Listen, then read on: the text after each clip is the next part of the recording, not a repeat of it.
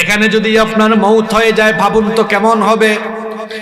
আপনার নিথর দেহ এখানে পড়ে থাকবে, আপনার দেহটাকে আস্তে আস্তে করে বাড়ির দিকে নিয়ে রওনা হবে।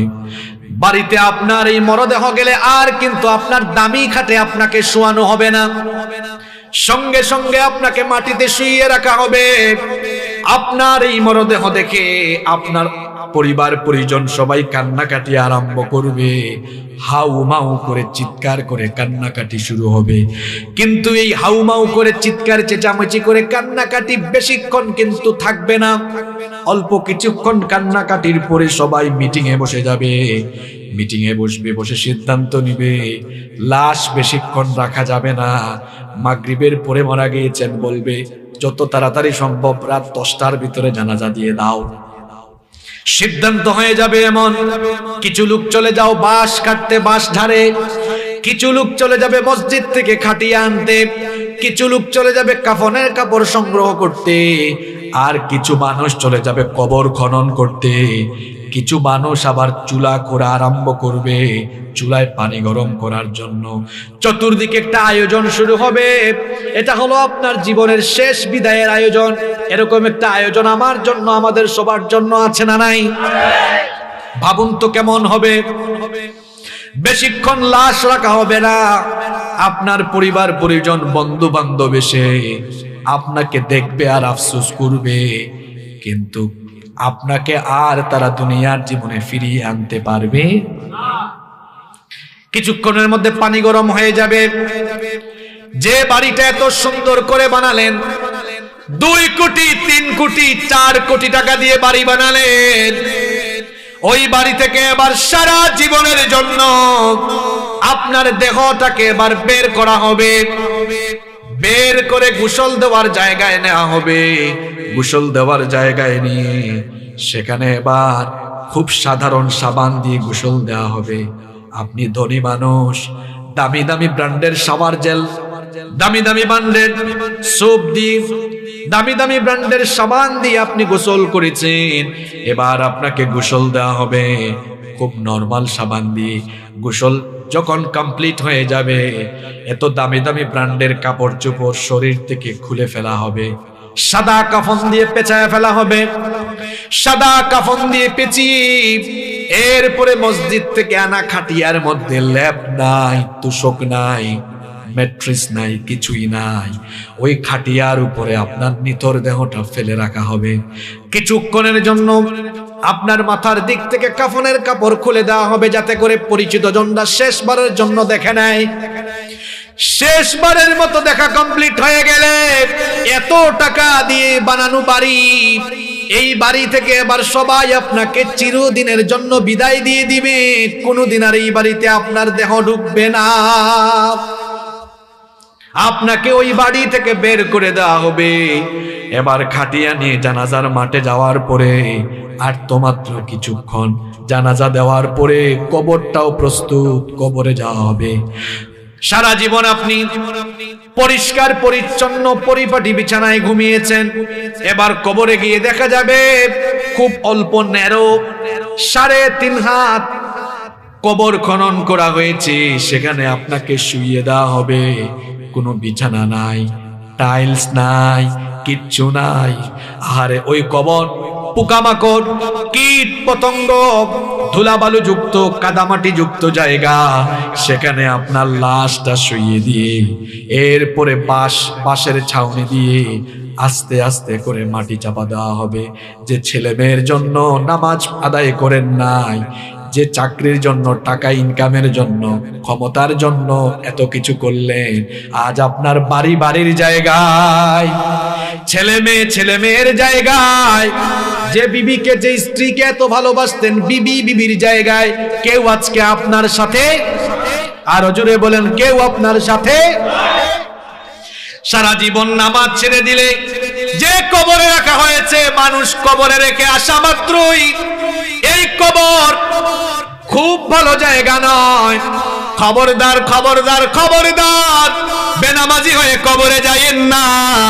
কবর কিন্তু ভালো আচরণ করবে না।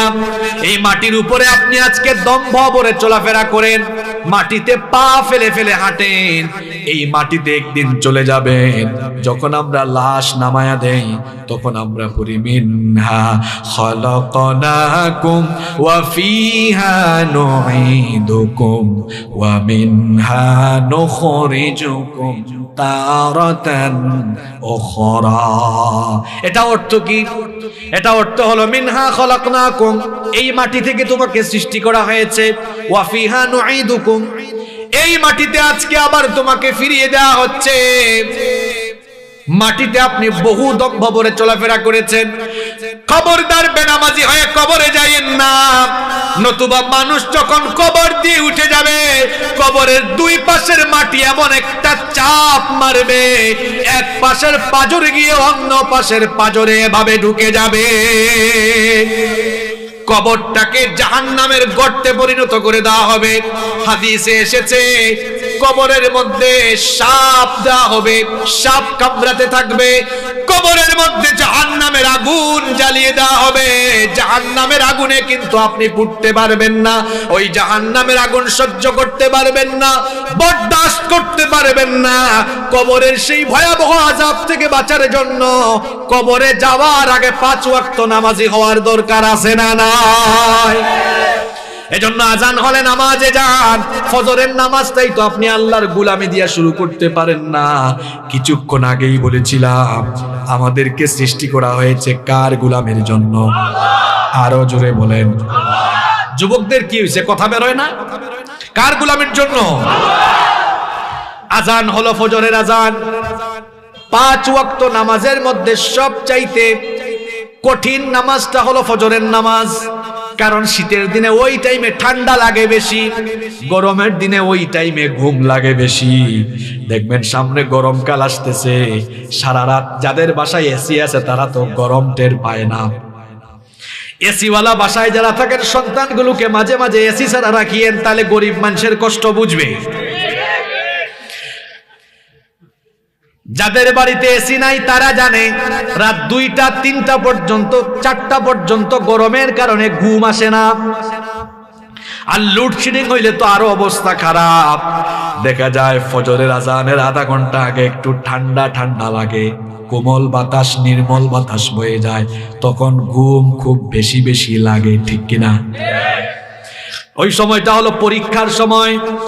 তখন মুয়াজ্জিন সাহেব মসজিদে বলেন আসসালাতু খায়রুম মিনান নাওম, ঘুমের চাইতে নামাজ উত্তম। আর শয়তান আপনাকে কানের কাছে এসে বলে নামাজের চাইতে ঘুম উত্তম, তুই ঘুমা।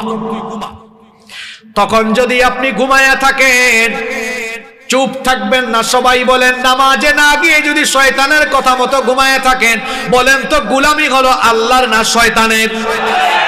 আপনার কি একটু লজ্জাও লাগে না? একটু কি শরমও লাগে না? প্রতিটা দিন ফজরের নামাজ ছাইরা দিয়া আপনি মানুষের সুরত দইরা শয়তানের গোলাম হয়ে বসবাস করছেন। আপনার নিজের বিবেক কি আপনাকে বাধা দেয় না? কি কারণে রব্বুল আলামিন আমাকে আপনাকে আমাদেরকে দুনিয়াতে পাঠালেন? কেন আমাদেরকে সৃষ্টি করা হলো?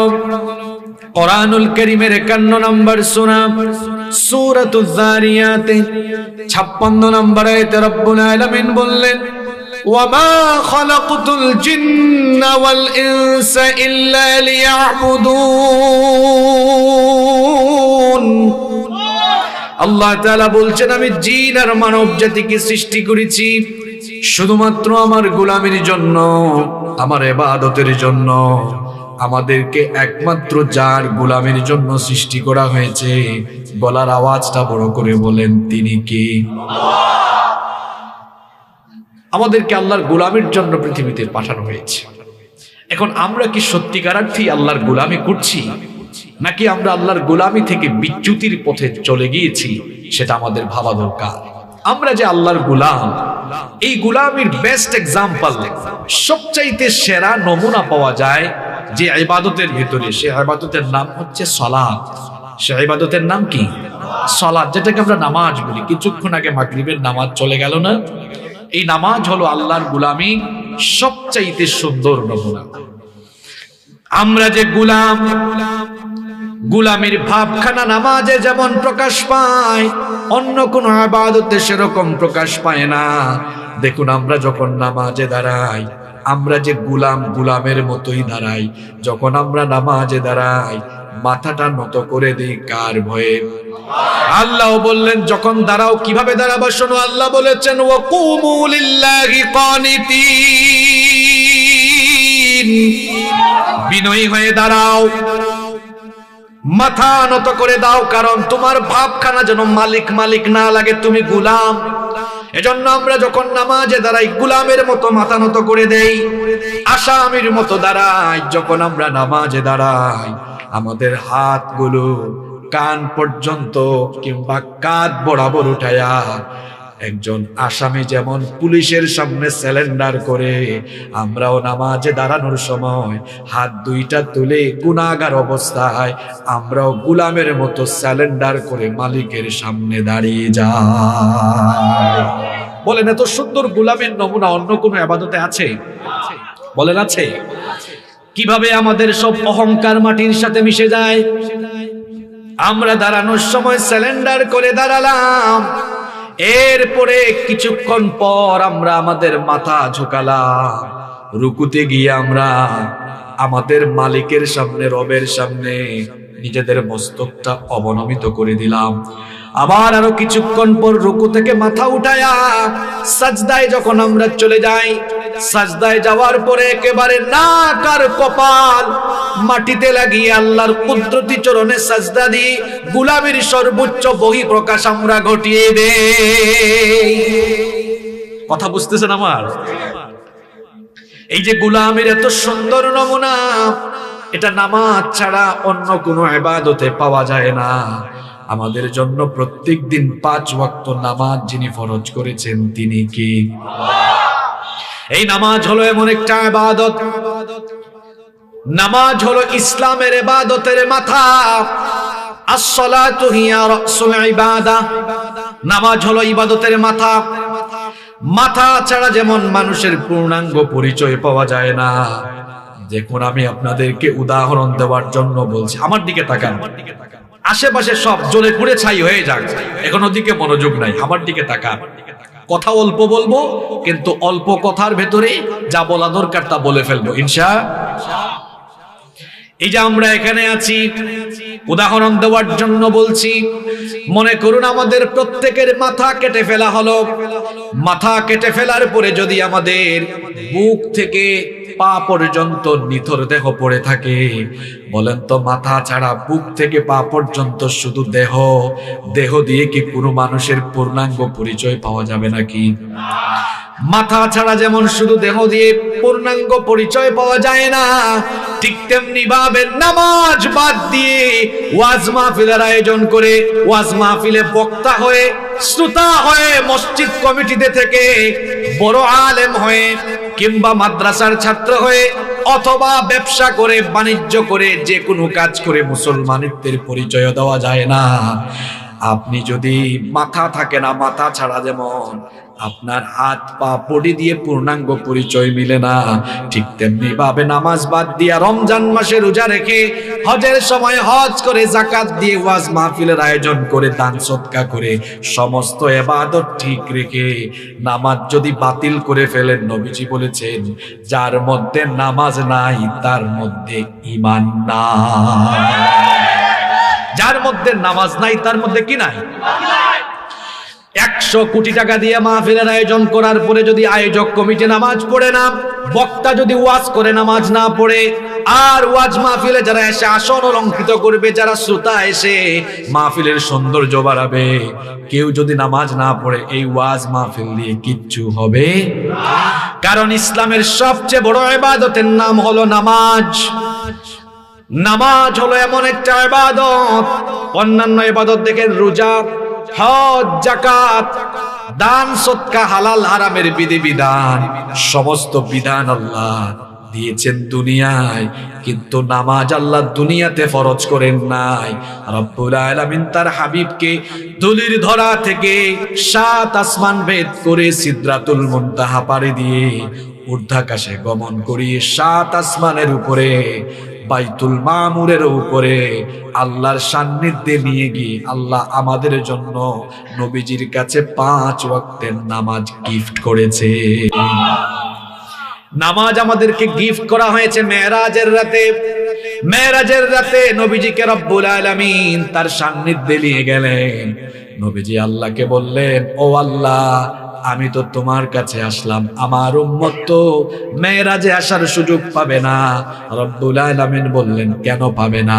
আপনি মেরাজে এসেছেন একবার, আর আপনার উম্মত যেন প্রতিদিন 5 বার মেরাজে আমার সাথে কথা বলতে পারে, এই জন্য আপনার উম্মতের জন্য 5 ওয়াক্তের নামাজকে আমার সাথে 5 বার কথা বলার সুযোগ বানিয়ে দিলাম। প্রথমে 50 ওয়াক্ত নামাজ ফরজ করা হয়েছিল। মুসা নবীর সঙ্গে কথোপকথন করে যেতে যেতে কমাতে কমাতে 5 ওয়াক্ত হলো। কিন্তু আল্লাহ তাআলা নবীজিকে জানিয়ে দিয়েছিলেন, 5 ওয়াক্ত নামাজ আদায় করলেও সওয়াব দেওয়ার বেলা আমি 10 গুণ বাড়ায়া দিব। 5 ওয়াক্ত নামাজের জন্য 10 গুণ বাড়ায়া 5 10 50 ওয়াক্ত নামাজের সওয়াব আমি দান করব। এই নামাজ এমন ইবাদত, নবীজি বলেছেন, মান তারাকা সালাতাম মুতাআম্মিদান ফাকাদ কাফারা। ইচ্ছে করে যারা নামাজ ছেড়ে দিবে তারা আল্লাহর সাথে কুফরি করবে। নবীজি আরো বলেছেন, বাইনাল আবদি ওয়াল কুফরি তারকুস সালাহ। আল্লাহর বান্দা আর কাফিরের মধ্যে পার্থক্য হলো নামাজ ছেড়ে দেওয়া। আল্লাহর বান্দা কোনোদিনও নামাজ ছাড়তে পারে না। আল্লাহর বান্দা জীবন দিয়ে দিবে, তাও সে নামাজ ছাড়তে পারে না।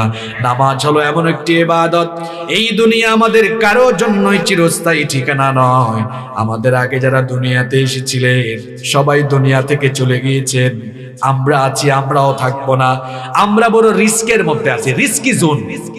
দুনিয়াটা হলো রিস্কি জোন। কেন রিস্কি জোন বললাম? এই যে এখানে আছি, এখনো একটা বিপর্যয় ঘটে, এখানে সবাই আমি শুদ্ধ মরে যেতে পারি। রাতের বেলা আমরা যখন বাড়িতে ঘুমাই, ওটা আরো রিস্কি জোন। হঠাৎ ভূমিকম্প হয়ে তুরস্কের মতো সব ভবন মাটির তলায় চলে যেতে পারে। গাড়িতে আছি, এটা আরো রিস্কি জায়গা। হঠাৎ করে অ্যাক্সিডেন্ট হয়ে আমি শেষ। গতকাল আমি মাহফিলে বলেছিলাম, পৃথিবীতে রিস্কি জোন, গোটা দুনিয়াটাই রিস্কি জোন, একমাত্র মসজিদ ছাড়া। আর সব জায়গা রিস্কি। হাঁটতেছেন, ওখানেও রিস্ক। হঠাৎ করে সাপ একটা এসে কামড়ায় শেষ করে দিবে। কোথাও আপনি নিরাপদ নন, প্রতি মুহূর্তে আপনি ঝুঁকির মধ্যে আছেন। এত ঝুঁকিতে থেকে আপনি নামাজ ছাড়েন কিভাবে? আমার তো বুঝে আসে না। আপনি ফজরের নামাজ ছাইড়ে দিয়ে ঘুমায় আছেন। আরে বাপরে বাপ, আপনার ভাবসাব দেখলে মনে হয় আপনি জোহরের টাইম পাবেন। কেমন করে ঘুমাও তুমি, কেমন করে ঘুমাও তুমি, ফজর করে কাজা, এমন তো হতে পারে জোহরে জানাজা। কি বলেন, হতে পারে কিনা? এশার নামাজ ছাইড়া দিয়া কেমনে ঘুমাইলেন? একটা ভয়াবহ ভূমিকম্প দিয়া ওই খাটের মধ্যে আল্লাহ আপনারে শেষ করে দিতে পারে। পারে কিনা? কথা বলেন, পারে কিনা? আমরা তো আল্লাহর জমিনের উপরে বসবাস করি। আমরা যেভাবে আল্লাহর সাথে নাফরমানি করি, এই জমিন তো সাক্ষ্য হবে। ইয়াউমা ইদিন তুহাদ্দিথু আখবারাহা। জমিন তার খবর বলে দিবে। অর্থাৎ জমিনের উপরে আমরা যা করছি, এই খবরগুলো জমিন কিয়ামতের দিন কার কাছে বলে দিবে? আমরা মাঝে মাঝে এমন গেট আপ সেট আপ নিয়ে চলাফেরা করি। প্রতি মুহূর্তে রিস্কি জোনে থেকে এই জমিনটা কার? আমরা কার? জোরে বলেন না। আল্লাহর জমিনের উপরে বাস করে আল্লাহর গোলাম, এমন ভাবসাব নেওয়া চলে। আর আল্লাহর দিন বিরোধী, কোরআন বিরোধী এত কাজ করে, আলেমদের সাথে এত বেয়াদবি করে, চিন্তা করে না যে জমিনের উপরে আছে, আল্লাহ চাইলে তাকে 1 ন্যানো সেকেন্ডে একেবারে মাটির তলায় ধসাই দিতে পারে।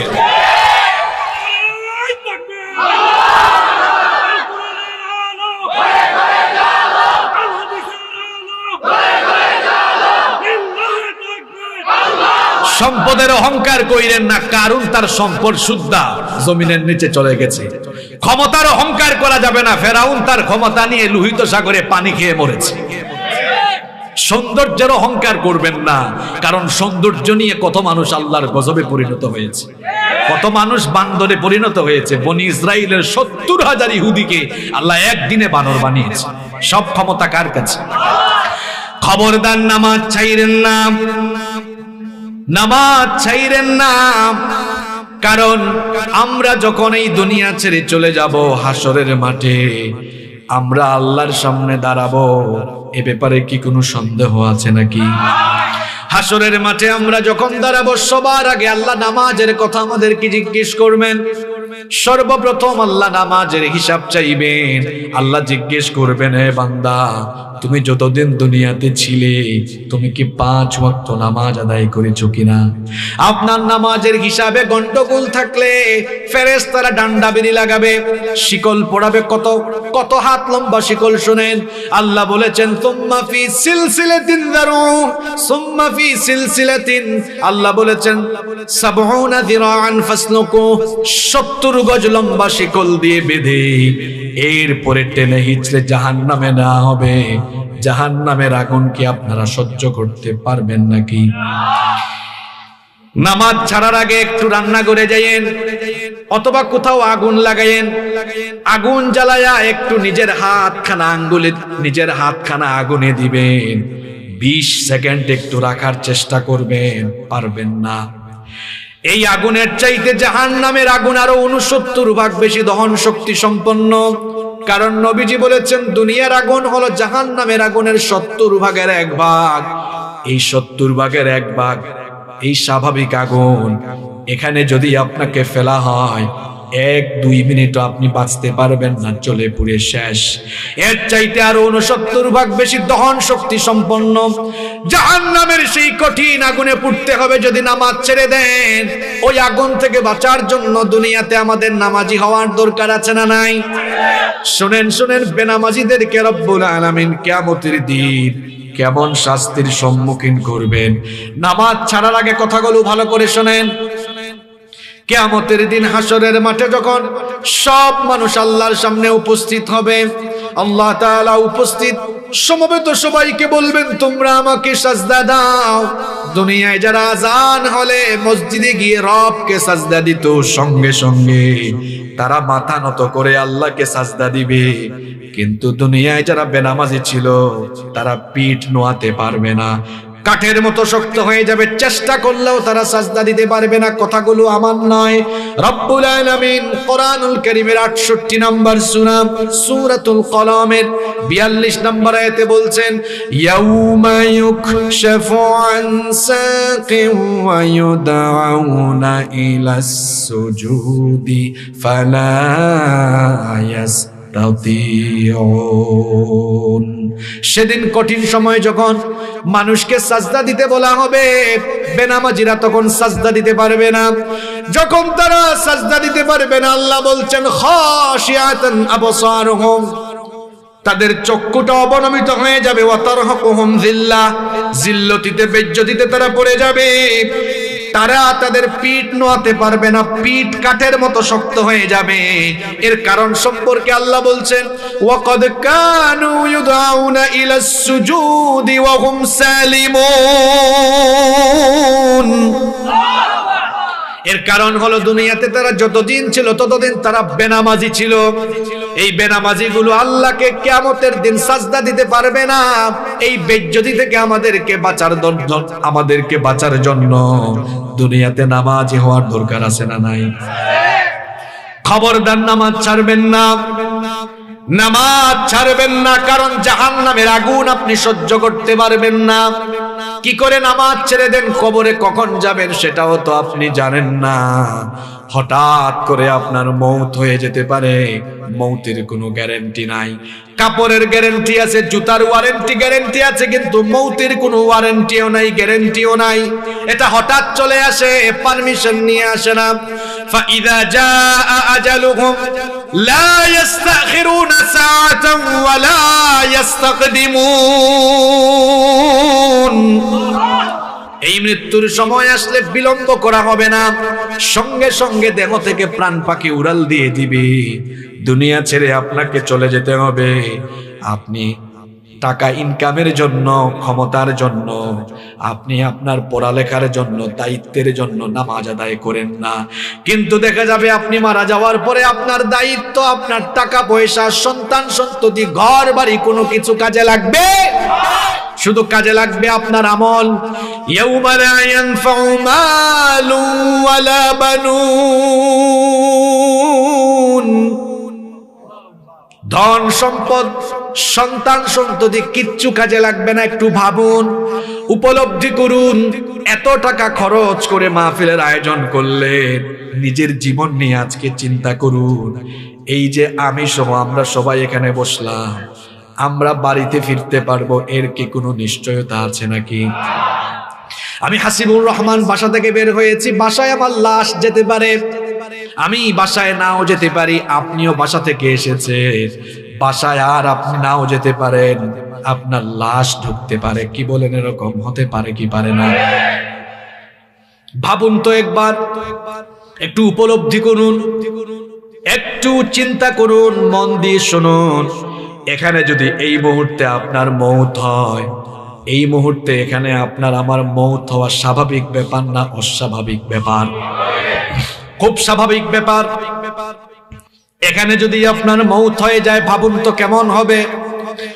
আপনার নিথর দেহ এখানে পড়ে থাকবে, আপনার দেহটাকে আস্তে আস্তে করে বাড়ির দিকে নিয়ে রওনা হবে। বাড়িতে আপনার এই মরদেহ গেলে আর কিন্তু আপনার দামি খাটে আপনাকে শোয়ানো হবে না, সঙ্গে সঙ্গে আপনাকে মাটিতে শুইয়ে রাখা হবে। আপনার এই মরদেহ দেখে আপনার পরিবার পরিজন সবাই কান্নাকাটি আরম্ভ করবে, হাউমাউ করে চিৎকার করে কান্নাকাটি শুরু হবে। কিন্তু এই হাউমাউ করে চিৎকার চেঁচামেচি করে কান্নাকাটি বেশিক্ষণ কিন্তু থাকবে না, অল্প কিছুক্ষণ কান্নাকাটির পরে সবাই মিটিং এ বসে যাবে। মিটিং এ বসবে, বসে সিদ্ধান্ত নিবে লাশ বেশিক্ষণ রাখা যাবে না, মাগরিবের পরে মারা গিয়েছেন বলবে, যত তাড়াতাড়ি সম্ভব রাত 10টার ভিতরে জানাজা দিয়ে দাও। সিদ্ধান্ত হয়ে যাবে এমন। কিছু লোক চলে যাও বাঁশ কাটতে, বাঁশ ঝাড়ে, কিছু লোক চলে যাবে মসজিদ থেকে খাটিয়ে আনতে, কিছু লোক চলে যাবে কাফনের কাপড় সংগ্রহ করতে, আর কিছু মানুষ চলে যাবে কবর খনন করতে, কিছু মানুষ আবার চুলা খোঁড়া আরম্ভ করবে চুলায় পানি গরম করার জন্য। চতুর্দিকে একটা আয়োজন শুরু হবে। এটা হলো আপনার জীবনের শেষ বিদায়ের আয়োজন। এরকম একটা আয়োজন আমার জন্য, আমাদের সবার জন্য আছে না নাই? ভাবুন তো কেমন হবে। বেশিক্ষণ লাশ রাখা হবে না, আপনার পরিবার পরিজন বন্ধু বান্ধব এসে আপনাকে দেখবে আর আফসোস করবে, কিন্তু আপনাকে আর তারা দুনিয়ার জীবনে ফিরিয়ে আনতে পারবে। কিছুক্ষণের মধ্যে পানি গরম হয়ে যাবে। যে বাড়িটা এত সুন্দর করে বানালেন, 2 কোটি 3 কোটি 4 কোটি টাকা দিয়ে বাড়ি বানালেন, ওই বাড়ি থেকে এবার সারা জীবনের জন্য আপনার দেহটাকে এবার বের করা হবে। বের করে গোসল দেওয়ার জায়গায় নেওয়া হবে। গোসল দেওয়ার জায়গায় নিয়ে সেখানে এবার খুব সাধারণ সাবান দিয়ে গোসল দেওয়া হবে। আপনি ধনী মানুষ, দামি দামি ব্র্যান্ডের শাওয়ার জেল, দামি দামি ব্র্যান্ডের সোপ দিয়ে, দামি দামি ব্র্যান্ডের সাবান দিয়ে আপনি গোসল করেছেন, এবার আপনাকে গোসল দেওয়া হবে খুব নরমাল সাবান দিয়ে। গোসল যখন কমপ্লিট হয়ে যাবে, এত দামি দামি ব্র্যান্ডের কাপড় চোপড় শরীর থেকে খুলে ফেলা হবে, সাদা কাফন দিয়ে পেঁচায় ফেলা হবে। সাদা কাফন দিয়ে পেঁচিয়ে এরপরে মসজিদ থেকে আনা খাটিয়ার মধ্যে ল্যাপ নাই, তুষক নাই, ম্যাট্রিস নাই, কিছুই নাই, ওই খাটিয়ার উপরে আপনার নিথর দেহটা ফেলে রাখা হবে। কিছুক্ষণের জন্য আপনার মাথার দিক থেকে কাফনের কাপড় খুলে দেওয়া হবে, যাতে করে পরিচিত জনরা শেষবারের জন্য দেখে নেয়। শেষবারের মতো দেখা কমপ্লিট হয়ে গেলে, এত টাকা দিয়ে বানানো বাড়ি, এই বাড়ি থেকে এবার সবাই আপনাকে চিরদিনের জন্য বিদায় দিয়ে দিবে। কোনোদিন আর এই বাড়িতে আপনার দেহ ঢুকবে না। আপনাকে ওই বাড়ি থেকে বের করে দেওয়া হবে।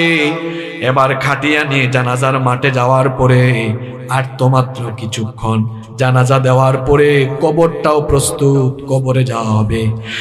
সারা জীবন আপনি পরিষ্কার পরিচ্ছন্ন পরিপাটি বিছানায় ঘুমিয়েছেন, এবার কবরে গিয়ে দেখা যাবে খুব অল্প ন্যারো 3.5 হাত কবর খনন করা হয়েছে, সেখানে আপনাকে শুইয়ে দেওয়া হবে। কোনো বিছানা নাই, টাইলস নাই, কিচ্ছু নাই। আরে ওই কবর পোকামাকড়, কীট পতঙ্গ, ধুলাবালু যুক্ত, কাদামাটি যুক্ত জায়গা, সেখানে আপনার লাশটা শুইয়ে দিয়ে এরপরে বাঁশের ছাউনি দিয়ে আস্তে আস্তে করে মাটি চাপা দেওয়া হবে। যে ছেলে মেয়ের জন্য নামাজ আদায় করেন নাই, যে চাকরির জন্য, টাকা ইনকামের জন্য, ক্ষমতার জন্য এত কিছু করলেন, আজ আপনার বাড়ির জায়গায়, ছেলে মেয়ের জায়গায়, যে বিবিকে, যে স্ত্রীকে এত ভালোবাসতেন, বিবির জায়গায় কেউ আজকে আপনার সাথে, আরো জোরে বলেন, কেউ আপনার সাথে। সারা জীবন নামাজ ছেড়ে দিলে যে কবরে রাখা হয়েছে, মানুষ কবরে রেখে আসা মাত্রই, এই কবর খুব ভালো জায়গা নয়। খবরদার খবরদার খবরদার, বেনামাজি হয়ে কবরে যাইয়েন না। কবর কিন্তু ভালো আচরণ করবে না। এই মাটির উপরে আপনি আজকে দম্ভ ভরে চলাফেরা করেন, মাটিতে পা ফেলে ফেলে হাঁটেন, এই মাটিতে একদিন চলে যাবেন। যখন আমরা লাশ নামায়া দেই, তখন আমরা পড়ি মিনহা খালাকনাকুম ওয়া ফিহা নুঈদুকুম ওয়া মিনহা নুখরিজুকুম তারাতান উখরা। এটা অর্থ কি? এটা অর্থ হলো মিনহা খালাকনাকুম, এই মাটি থেকে তোমাকে সৃষ্টি করা হয়েছে, ওয়া ফিহা নুঈদুকুম, এই মাটিতে আজকে আবার তোমাকে ফিরিয়ে দেওয়া হচ্ছে। মাটিতে আপনি বহু দম্ভ ভরে চলাফেরা করেছেন, খবরদার বেনামাজি হয়ে কবরে যাইয়েন না। নতুবা মানুষ যখন কবর দিয়ে উঠে যাবে, কবরের দুই পাশের মাটি এমন একটা চাপ মারবে, এক পাশের পাঁজরে গিয়ে অন্য পাশের পাঁজরে এভাবে ঢুকে যাবে, কবরটাকে জাহান্নামের গর্তে পরিণত করে দেওয়া হবে। হাদিসে এসেছে, কবরের মধ্যে সাপ দেওয়া হবে, সাপ কামড়াতে থাকবে, কবরের মধ্যে জাহান্নামের আগুন জ্বালিয়ে দেওয়া হবে। জাহান্নামের আগুনে কিন্তু আপনি পুড়তে পারবেন না, ওই জাহান্নামের আগুন সহ্য করতে পারবেন না, বরদাস্ত করতে পারবেন না। কবরের সেই ভয়াবহ আযাব থেকে বাঁচার জন্য কবরে যাওয়ার আগে 5 ওয়াক্ত নামাজি হওয়ার দরকার আছে না নাই? এজন্য আজান হলে নামাজে যান। ফজরের নামাজটাই তো আপনি আল্লাহর গোলামি দিয়া শুরু করতে পারেন না। কিছুক্ষণ আগেই বলেছিলাম, আমাদেরকে সৃষ্টি করা হয়েছে কার গোলামের জন্য? আরো জোরে বলেন। যুবকদের কি হয়েছে, কথা বেরোয় না? কার গোলামের জন্য? আজান হলো ফজরের আজান। 5 ওয়াক্ত নামাজের মধ্যে সবচাইতে কঠিন নামাজটা হলো ফজরের নামাজ। কারণ শীতের দিনে ওই টাইমে ঠান্ডা লাগে বেশি, গরমের দিনে ওই টাইমে ঘুম লাগে বেশি। দেখবেন সামনে গরমকাল আসতেছে, সারা রাত যাদের বাসায় এসি আছে তারা তো গরম টের পায় না। এসিওয়ালা বাসায় যারা থাকেন, সন্তানগুলোকে মাঝে মাঝে এসি ছাড়া রাখিয়েন, তাহলে গরিব মানুষের কষ্ট বুঝবে। যাদের বাড়িতে এসি নাই তারা জানে রাত 2টা 3টা পর্যন্ত, 4টা পর্যন্ত গরমের কারণে ঘুম আসে না। আর লোডশেডিং হইলে তো আরো অবস্থা খারাপ। দেখা যায় ফজরের আজানের আধা ঘন্টা আগে একটু ঠান্ডা ঠান্ডা লাগে, কোমল বাতাস, নির্মল বাতাস বয়ে যায়, তখন ঘুম খুব বেশি বেশি লাগে, ঠিক কিনা? ওই সময়টা হলো পরীক্ষার সময়। তখন মুয়াজ্জিন সাহেব মসজিদে বলেন, আসসালাতু খায়রুম মিনান নাওম, ঘুমের চাইতে নামাজ উত্তম। আর শয়তান আপনাকে কানের কাছে এসে বলে, নামাজের চাইতে ঘুম উত্তম, তুই ঘুমা। তখন যদি আপনি ঘুমায়া থাকেন, চুপ থাকবেন না। সবাই বলেন, নামাজে না গিয়ে যদি শয়তানের কথা মতো ঘুমায়া থাকেন, বলেন তো গোলামি হলো আল্লাহর না শয়তানের? আপনার কি একটু লজ্জাও লাগে না? একটু কি শরমও লাগে না? প্রতিটা দিন ফজরের নামাজ ছাইরা দিয়া আপনি মানুষের সুরত দইরা শয়তানের গোলাম হয়ে বসবাস করছেন। আপনার নিজের বিবেক কি আপনাকে বাধা দেয় না? সিএনজির পিছনে দেখছি লেখা থাকে, বিবেক মানুষের সর্বোচ্চ আদালত। এটা হাদিস নয়, কথা সত্য, কথা বাস্তবিক।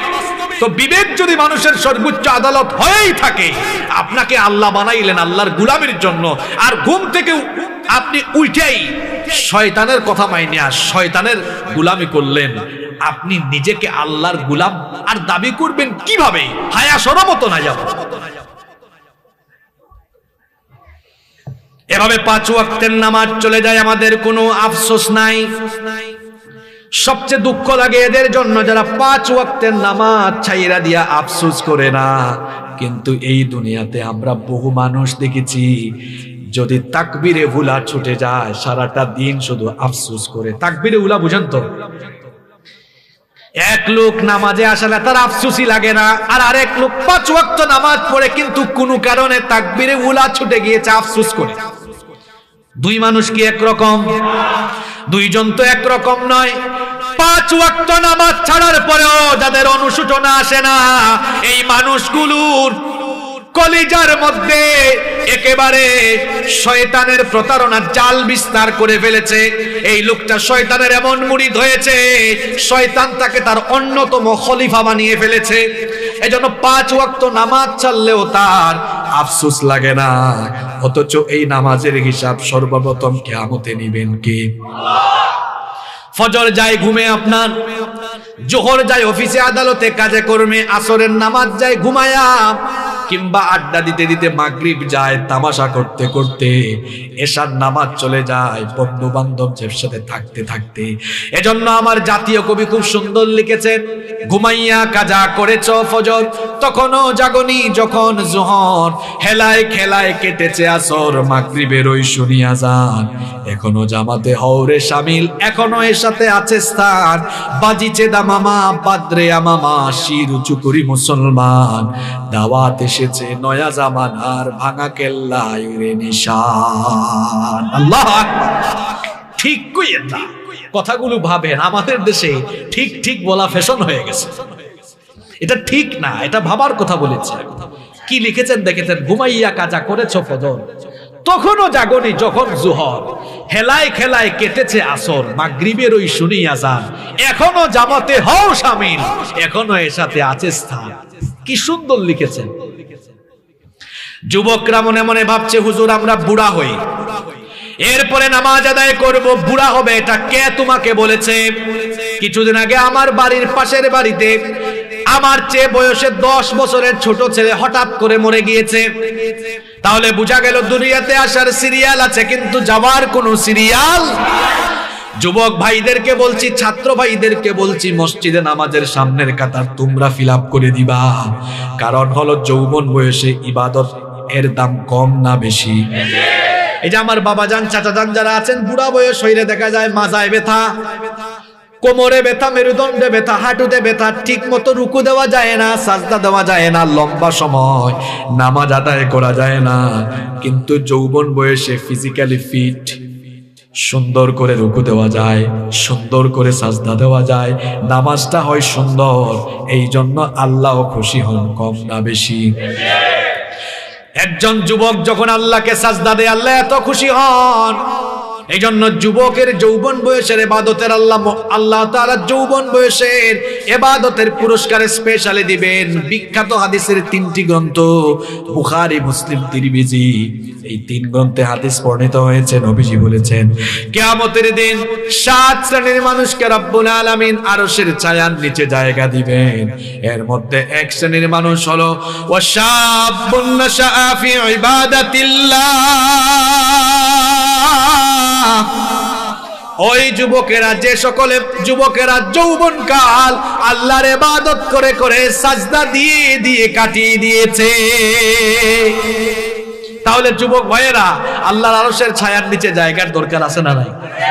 আজান হলে মসজিদে নাকি মসজিদের বাইরে? তোমরা তো নামাজ পড়ো না, নামাজের জন্য বললে তোমরা কি বলো? ছাত্ররা, যুবকরা কয় প্যান্ট ঠিক নাই, লুঙ্গি ঠিক নাই, যেটা ঠিক নাই এটা পড়ছো কেন? নাপাক থাকো কেন তুমি? কি আশ্চর্য কথা, মানুষ নাপাক থাকে কেমনে আমার তো বুঝে আসে না।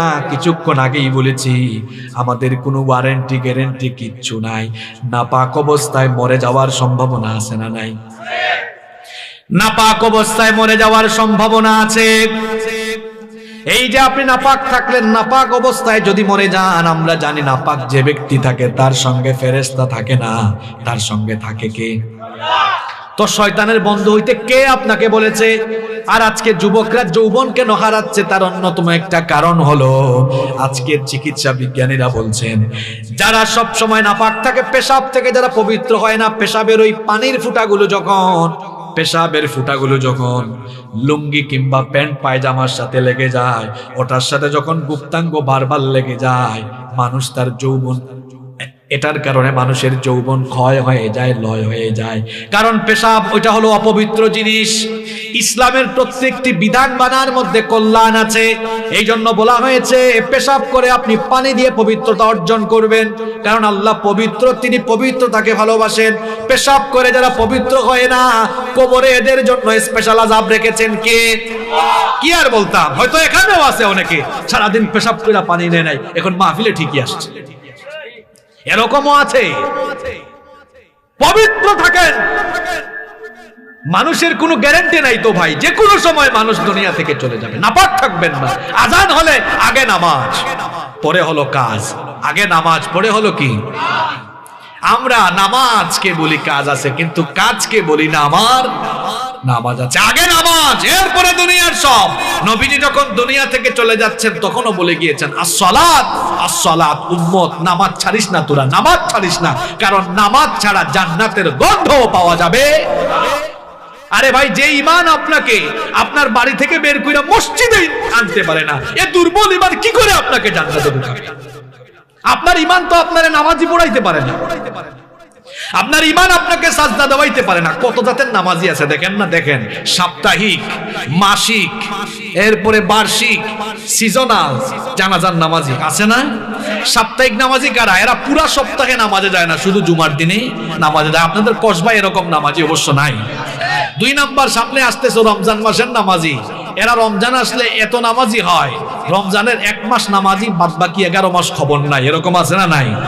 3 নাম্বার হচ্ছে বার্ষিক নামাজি, শুধু 2 ঈদে তারা আসে, অন্য সময় আসে না। 4 নাম্বার সিজনাল নামাজি, শবে বরাত বা এরকম বিশেষ বিশেষ রাতে তাদেরকে পাওয়া যায়। 5 নাম্বার শুধু জানাজার নামাজি, যেখানেই জানাজা সেখানেই সে। এখন শুধু জানাজা, সেখানে সে হাজির হয় কেন? শোনেন, ঢাকায় থাকে, তার ফ্ল্যাটের 50 হাত 100 হাত দূরে মসজিদ, ফজরের নামাজে যায় না। শুনছে কসবায় একজন মারা গেছে, ওই জানাজায় সে আসবেই, এতে 3 ঘন্টা লাগুক আর 4 ঘন্টা লাগুক, বুঝলাম না। লোকটার বাসা থেকে 100 হাত দূরে মসজিদ, সেখানে ফজরের নামাজে গেল না, কিন্তু জানাজার নামাজে আইসা হাজির। লোকটার মতলব আপনাকে বুঝতে হবে। ফজরের নামাজের আগে বক্তব্য দেওয়ার সুযোগ নাই, জানাজার নামাজের আগে বক্তব্য দেওয়ার সুযোগ আছে। আমি নিজের চোখে এরকম জানাজার নামাজি বহুত দেখেছি, এলাকার কোনো জানাজা তারা বাদ দেয় না। আমি একবার একজনকে ধরছি, আমি এরকম বললাম, ভাই দেখেন, উনি আমার পরিচিত, বললাম ভাই আপনাকে আমি ম্যাক্সিমাম টাইমে সব জানাজায় দেখি, আপনি তো এলাকার মানুষদের প্রতি দেখা যাচ্ছে খুব দয়া মায়া আছে, আপনি অন্তত জানাজায় হাজির হন, আর কিছু কার না কয়। মিয়া বুঝেন না, জানাজার নামাজের আগে তো 5-10 মিনিট কথা কওয়ার একটা সুযোগ আছে। কি বলেন, এরকম আছে না নাই? আপনারা হাসিয়েন না, এরকম মেন্টালিটির কিছু মানুষ। এই যে অনিয়মিত এই নামাজিরা ব্যর্থ, এদের নামাজ কোনো কাজে লাগবে? আল্লাহ বলেছেন 5 ওয়াক্তের নামাজি হবে যারা, জান্নাতুল ফেরদাউসের ওয়ারিস হবে তারা। সুবহানাল্লাহ পড়তে মন চায় না? আমরা সবাই জান্নাত চাই কি চাই না? জাহান্নাম থেকে বাঁচতে চাই কি চাই না? এই যে এশার আজান হলো, এখন আমরা নামাজ আদায় করব নাকি নামাজ আদায় না কইরা ঘুমাবো?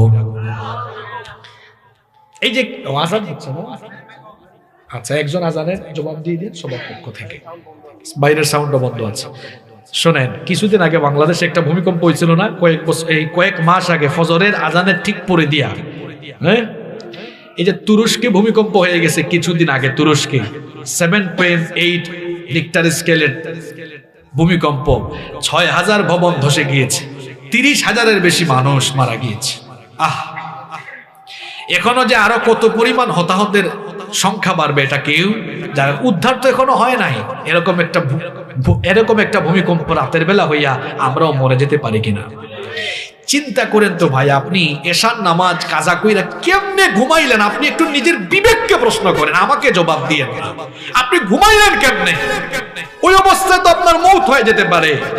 আচ্ছা, রাতের বেলা বাড়িতে ঘুমন্ত অবস্থায় মরে গেছে, এরকম কিছু মৌতের খবর আপনারা শুনেন না? এরকম মৌতের খবর শোনা যায়। তো এরকম মৌতের খবর শোনো, প্রতিটা মৌত তো আমাদের জন্য এক একটা শিক্ষা। আপনি কি শিক্ষা নিলেন আমাকে বলেন? নামাজ, জিহাদের ময়দানেও আগে নামাজ, নামাজ ছাড়া বাঁচার কোনো উপায় নাই। এজন্য ইসলামের 5টি যে স্তম্ভ আছে, সেই 5টি স্তম্ভের মধ্যে ইমানের পরেই কিসের স্থান? নামাজের স্থান। ইমানের পরেই নামাজ, ইমানের পরেই নামাজ। as-salatu ইমাদুদ্দিন, নামাজ হলো দ্বীনের খুঁটি। আচ্ছা আপনারা বলেন তো, এই যে শামিয়ানা, এখানে বেশ কয়েকটা খুঁটি দেওয়া আছে, এই খুঁটিগুলা যদি কেউ নিচে থেকে কেটে ফেলে এই শামিয়ানা টিকবে? পড়ে যাবে না? ঠিক তেমনি কেউ যখন নামাজ ছেড়ে দেয়, তার মুসলমানিত্বের ইমারত, ইসলামের ইমারতটা ভেঙে যায়। তার আইডি কার্ডে, পাসপোর্টে লেখা থাকবে সে মুসলমান, রিলিজিয়ন ইসলাম, কিন্তু আল্লাহর খাতা থেকে হে যে মুসলমান, এটা ডিলিট হয়ে যাবে কখন? নামাজ ছেড়ে দিবে। আমরা কি শুধু জাতীয় পরিচয়পত্র বা পাসপোর্টেই মুসলমান এটা লেখা থাকুক চাই, নাকি আল্লাহর খাতায় থাকুক এটা চাই? তো আল্লাহর খাতায় থাকুক এটা চাইলে আজান হইলে কি করতে হবে? এশার নামাজ আজান হচ্ছে তো, নামাজে থাকবেন তো। আর যাদের প্যান্ট আর লুঙ্গিতে সমস্যা, তাড়াতাড়ি গিয়া পুকুরে নাইবা অথবা ওয়াশরুমে ঢুকে তাড়াতাড়ি ফরজ গোসল থাকলে ফরজ শেষ কইরা তাড়াতাড়ি নামাজে আসার দরকার আছে না নাই? এগুলো হাসার বিষয় নয়। আমাকে একবার মাদারীপুরে এক চেয়ারম্যান সাহেব, উপজেলা চেয়ারম্যান সাহেব, মাহফিলের শেষে আমাকে ধরছেন এরকম, হুজুর দুঃখের একটা কথা আছে আজকে বলবো আপনাকে। আমি বললাম জি চেয়ারম্যান সাহেব বলেন আপনি। উনি এতগুলা মানুষকে সামনে রেখে বললেন, এই মাহফিলে আমি প্রতি বছর আসি, আমি প্রধান অতিথি থাকি, আমি প্রত্যেক বছর পুরা ওয়াজ শুনি, কিন্তু হুজুর গত বছর মাহফিল থেকে যাওয়ার সময় আমি দেখলাম আমার গাড়ি থেকে এই ছেলেগুলাকে আমি দেখেছি আমার সামনে বসে ওয়াজ শুনছে, কিন্তু রাস্তার ধারে পেশাব কইরা তারা টিস্যু বা মাটির ঢিলা অথবা পানি কোনোটাই নেয় নাই, এমনকি দুই একটা দাঁড়াইয়াও কাম করছে, চলে গিয়েছে। এগুলা নিয়ে আপনি কিছু বলবেন? তো এরকম মানুষ কিন্তু ওয়াজে। কিছুক্ষণ আগে মাগরিবের নামাজ, আমি তো আপনাদের এখানে এসে নামাজ পড়ি নাই, আসতে লেট হয়েছে, নামাজের পরে আসছি। আমি জানি না মসজিদের অবস্থা কেমন ছিল, এখানে প্যান্ডেল ফিল আপ। প্রশ্ন হলো নামাজের কাতার কি ফিল আপ ছিল? আমাদের জুমার নামাজে মানুষ হয় যত, জুমার পরে আসরের নামাজে কি মানুষ হয় তত? আজকে বলে গেলাম, যতদিন পর্যন্ত আগে মসজিদ ফিল আপ হবে না, ততদিন পর্যন্ত দিন কায়েম হবে না, ততদিন পর্যন্ত গোটা পৃথিবীর নেতৃত্ব মুসলমানরা পাবে না, পাবে না, পাবে না। অমুসলিমরা বেজায় খুশিতে, বেজায় খুশিতে তারা আছে। কেন? তারা আমাদের মসজিদের দিকে আগে নজর দিয়েছে। দেখো ওদের মসজিদ 5 ওয়াক্ত ফিল আপ হয় কিনা। এখনো ফিল আপ হয় নাই, ঠিক আছে, এখনো ইসলামের বিজয় আসে নাই। কারণ মসজিদ থেকেই ইসলামের গণজোয়ার হয়েছে। আপনারা বলবেন কিভাবে? নবীজি মদিনায় যাওয়ার পরে সর্বপ্রথম কি বানাইছেন? কি বানাইছেন? মসজিদ। মসজিদ, মসজিদমুখী সমাজ তিনি প্রতিষ্ঠা করেছেন। আমাদের মসজিদগুলো কান্না করছে, হাহাকার করছে। কোটি টাকার মসজিদ বানিয়েছি আমরা, কিন্তু ওই মসজিদের ভেতরে মুসল্লি আজ নাই। যুবকরা মসজিদে আসে না। যুবক ভাইয়েরা কখন মসজিদে আসবেন আপনি? আপনার সময় তো চলে যাচ্ছে। কিছু চাচারা দাড়ি লম্বা হয়ে গেছে, আপনি নামাজে আসেন না। বাবা, কবরের তো কাছাকাছি চলে এসেছেন। মানুষের যখন চুল দাড়ি সাদা হয় তখন মানুষ অটোমেটিক বুঝে যায় আমার জীবনের শেষ প্রান্তে আমি এসে উপনীত হয়েছি। কেন বাবা নামাজে আসেন না? যারা স্কুলে পড়ো, কলেজে পড়ো, জোহরের আজান হয়েছে, নামাজটা পড়ে সাথে সাথে আবার চলে আসো ক্লাসে। ভাই নামাজ ছেড়ে দিও না। নামাজ ছাড়া মুক্তি পাওয়া যাবে? নামাজ মুমিনের সফলতার প্রধান শর্ত। নামাজ হলো সফলতার কি প্রধান শর্ত। নামাজ ছাড়া সফল হওয়া যাবে না। সালাত ইজ দ্য কি অফ সাকসেস। নামাজ সফলতার চাবি। সালাত ইজ দ্য কি অফ প্যারাডাইজ। নামাজ জান্নাতেরও দরজা খুলতে হলে চাবি লাগে। জান্নাতের চাবির নাম হলো নামাজ। নামাজ নাই তো জান্নাতে ঢোকার চাবি আপনার কাছে। জান্নাতে যেতে চাই তো সবাই, তো জান্নাতে যেতে চান কিন্তু নামাজ পড়তে চান না। এ কেমন চাওয়া আপনার? আজ থেকে আমরা কখনো আর নামাজ ছাড়বো না, জাহান্নামের আগুনে পুড়বো না, কবরের শাস্তি থেকে আমরা বাঁচতে চাই, জান্নাতে যেতে চাই। এজন্য 5 ওয়াক্তের নামাজ কোনোদিন আমরা কাজা করব না। আল্লাহর সাথে কি এই ওয়াদাটা করা যায়? কারা কারা রাজি আছেন দেখে হাত তুলেন। তাকবীর বন্ধ করেন, সব জায়গায় তাকবীর দেওয়া দরকার নাই, আল কোরআনের আলো না। এখন হাত তুলেন। এবার বলেন, নামাজের আলো হৃদয়ে জালো, এটা স্লোগান দেন, হাত নামান। আল্লাহ সবাইকে নামাজি বানায় দেন। আমাদের এলাকায় একটা মসজিদ আছে। আমি একবার নামাজে ঢুকছিলাম, এই কাহিনীটা বলে শেষ করব। গিয়া দেখি মুয়াজ্জিন আর ইমাম সাহেব তাকায়া আছে। আমি বললাম, ভাই তাকায় আছেন কেন? ভাই আপনার মতোই কোন মুসল্লি আসে কিনা, তাকায় আছে। আমরা 2 জন তো, আরো একজন হইল না ইমাম সাহেব, সামনে চলে গেল। বলেন এইরকম অবস্থা বহু জায়গায় আছে না নাই? আমাদের বহু এলাকায়। আমি কিছু কথা বলে যাব, রাগ করবেন আপনারা। এক একটা গ্রামে এত মাহফিল হয়, কিন্তু নামাজের টাইমে এমন কি শোনেন, বিভিন্ন মাহফিলে নিজের চোখে দেখেছি। ওয়াজ শুনছে মানুষ, উপস্থাপক সাহেব বলেছেন 10 মিনিট পরে নামাজ হবে, আপনারা সবাই ওযু করে আসুন। মানুষ প্যান্ডেলে ফিল আপ থাকে ওয়াজের সময়, আর ওই প্যান্ডেলে যখন নামাজ হয় 2 কাতারও হয় না। কথাগুলো বাস্তব না অবাস্তব? যারা মাহফিলের আয়োজন করে, আয়োজক কমিটি, আপনাদের এলাকার লোকজন ভালো, কসবার মানুষ অনেক ভালো, ধার্মিক মানুষ, কিন্তু বহু এলাকায় এরা নিজেরাই ফজরের নামাজ পড়ে না। ওয়াজ মাহফিলের সভাপতি থাকে, সেও নামাজ পড়ে না। এত ওয়াজ দিয়ে কি হবে যদি আমাদের নামাজ ঠিক না হয়? ওয়াজেরও দরকার আছে, আমলেরও দরকার। এজন্য সবাইকে অনুরোধ করব, আব্বা জানেরা, চাচা জানেরা, ভাই জানেরা, আল্লাহর ওয়াস্তে নামাজ ছাইরেন না। নামাজ ছাড়া শান্তি নাই, মুক্তি নাই, নাজাত নাই। আল্লাহ তাআলা আমাদের সবাইকে শয়তানের ওয়াসওয়াসা থেকে বাঁচিয়ে 5 ওয়াক্তের নামাজি বানিয়ে দেন। আরো জোরে বলেন আমিন। হাদা মা ইনদি ওয়াল ইলমু ইনদাল্লাহ। ওয়াসসালামু আলাইকুম ওয়া রাহমাতুল্লাহি ওয়া বারাকাতুহু।